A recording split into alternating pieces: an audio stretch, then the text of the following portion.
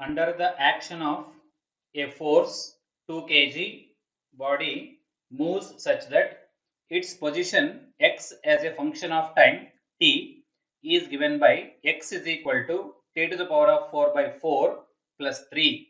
Then work done by the force in first 2 seconds is. Solution given in the question, x is equal to t to the power of 4 by 4 plus 3.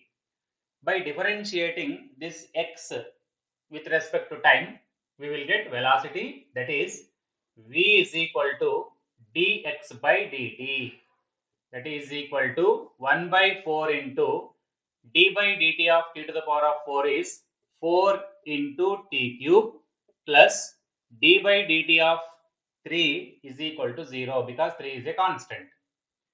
Velocity v is equal to t cube.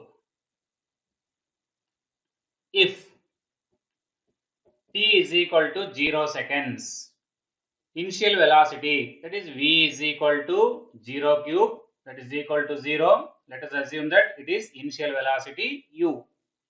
At t is equal to 2 seconds, v is equal to 2 cube, that is equal to 8. This 8 is assumed as final velocity.